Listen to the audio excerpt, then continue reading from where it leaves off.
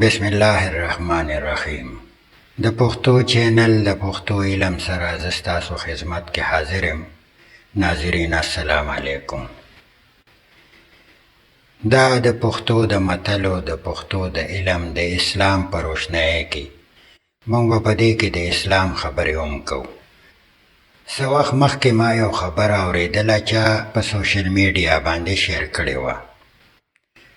نو په هغې کې هغه دا خبره کړې وه چې الله تعالی وایي چې زه به ټول قومونه جهنم ته واچوم.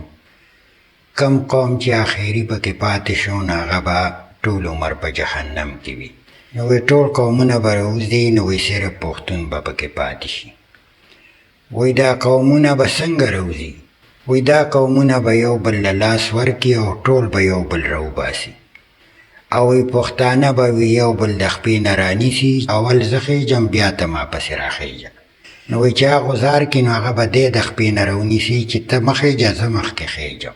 نو زما عزتمندو دا خبره دې پورې نه ده کړې چې واقعي پښتانه به په جهنم کې.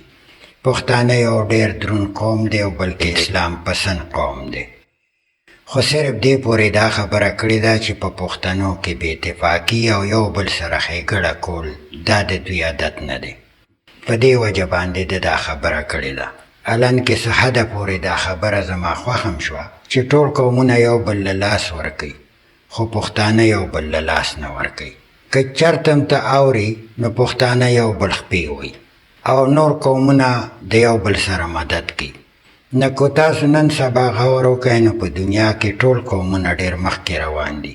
نو د بدقسمتۍ نه زموږ دا پښتون قوم د ټولو قومونو نه وروسته دی، په وجه د دې باندې چې دی یو بل سره لاس نه کوي. که چېرې دې کې دا ماده پیدا شوه او یو بل سره لاس کول شروع کړل، نو زه امید لرم چې دا به د نورو قومونو نه په ډېره تیزۍ باندې مخکې وځي. خو افسوس دا دی چې دا قوم نه نصیحت مني او نه د چا نه لاندې وي. الله تعالی وایي چې ځان د چا نه اوچت مه حسابوه. الله وایي چې یو بل سره ښېګړه کولو باندې زه په هغې کې اتفاق راولم او زه د هغې ډېرې مسایل حل کوم. نو زما عزتمندو ماشاءالله پښتون ډېر لوی قوم دی. که دا قوم یو بل سره ښېګړه وکړي او یو بل له لاس ورکړي نو دنیا به ورته حیرانه پاتې شي. الله دې وکړي چې زموږ په پښتنو کې دا عادت پیدا شي او د یو بل سره د مدد کولو کوشش وکړي. خو زه اوس د متلو طرف ته راځم. نو یو متل دی وي ارمان به وکړي وخت به تېر وي. نو دا د دې پورې دا خبره کړې ده چې وخت ډېر سخت قیمتي دی. په دنیا کې د وخت عمره قیمتي یو شی هم نشته. که یو شی د تا نه ورک شي نو د هغې د پیدا کېدو کوشش وکړي، هغه بیا به هم پیدا شي. خو چې وخت تېر شي نو که ته ډېر کوشش هم وکړې نو دغه وخت ته نشي راستنولی. الله تعالی په قرآن کې فرمایلي دي، نو هغه ته به وویلی شي چې اوس یې د مزو سره خورس کا، دا د هغه اعمالو په بدله کې دي کوم اعمال چې تا مخکې رالیږلي دي. نو زما عزتمنده د وخت قدر وکړئ او ښه عملونه وکړئ. نو ځکه وایي ارمان به وکړي وخت به تېر وي. نو د دې دا مطلب شو چې وخت ډېر زیات قیمتي شیز دی او موږ د وخت خیال وساتو. موږ الله تعالی چې دنیا ته رالیږلي یو نو د دغې دپاره یې رالیږلي یو چې تاسو په دنیا کې د وخت قدر وکړئ او په دې کې د الله تعالی د حکمونو تابعداري وکړئ او ډېرې نیکیانې وکړئ چې تاسو سره بیا افسوس نه وي. ځکه چې د قیامت په ورځ باندې به تا نه دا تپوس کېږي چې کوم وخت ما درکړی نو تا په هغې کې څه وکړل. حالان کې دا دنیا یو فاني دنیا ده او دا د وخت سره د ختمېدو واله دنیا ده. څنګه چې انسان پیدا شي او د مرګه پورې د ده دا ژوند وي، نه چې څونه ټایم تېر شوی صرف دا د ده وخت. اوس په دغه وخت کې که ده څومره هم څه کړي، که هغه ښې طرف ته یې کړي نو دی کامیاب لاړه، او که بد یې کړي نو بیا دی په نقصان کې لاړه. خو چونکې موږ دنیا ته مخه کړې ده او آخرت ته هم نه ده مخه کړې.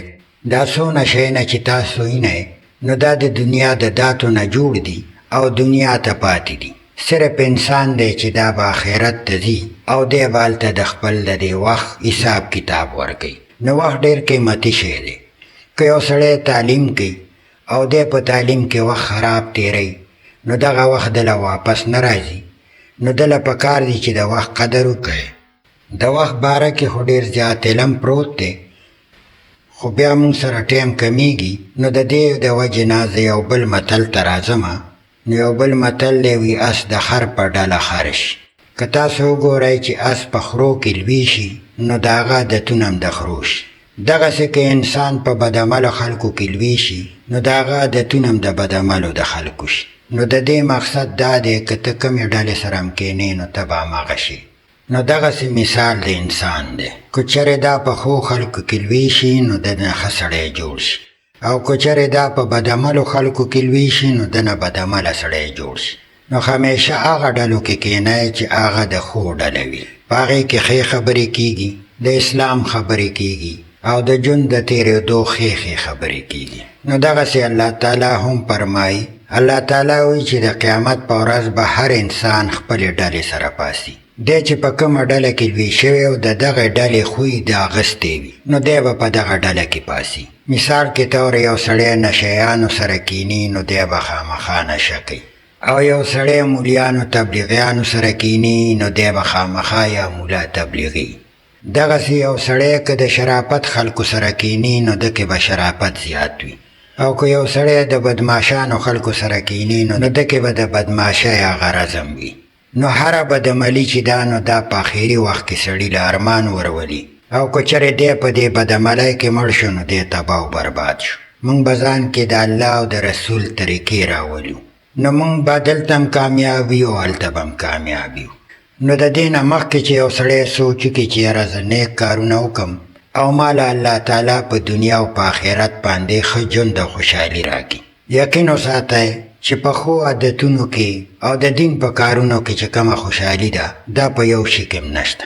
دا نورې ټولې عارضي خوشحالۍ دي، یا به د ګنټې وي یا به د ورځې وي، بیا به وروسته خفګانونه وي. که تاسو وګورئ نیکو خلکو له الله تعالی نیک اولاد ورکوي، او بدعمله خلکو له الله تعالی بدعمله اولاد ورکوي. نو د مشرانو دا متل د دې دپاره دی چې تاسو د خرو ژوند مه تېروئ. نو دا متل چې موږ ته مشرانو پرېښی دی نو دې کې ډېر غټ نصیحت دی. نو زما عزتمندو ښه وخت تېرول پکار دي، دغه زمونږ د دنیا او د آخرت ګټه ده. الله تعالی دې زمونږ او ستاسو دا ګناهونه ټول معاف کړي، او آینده دپاره یې زمونږ په پښتنو کې اتفاق راولي. نو الله تعالی دې مونږ له په دې باندې د عمل کولو توفیق راکړي. نو را روانه ویډیو کې به انشاءالله بیا ملاقات کوو. نو د هغې پورې دې الله تعالی مونږ او تاسو له خیر راکړي. او زما یو ریکویسټ دی که تاسو نوي یې نو زما دا چینل سبسکرایب کړئ، بیل آیکن هم ووهئ چې نیکسټ ویډیو تاسو ته په وخت راځي. زه امید لرم چې تاسو به دا ویډیو خوښه شوي. نو زه اجازت غواړم. الله هم خوشحاله او آباد لره. السلام علیکم.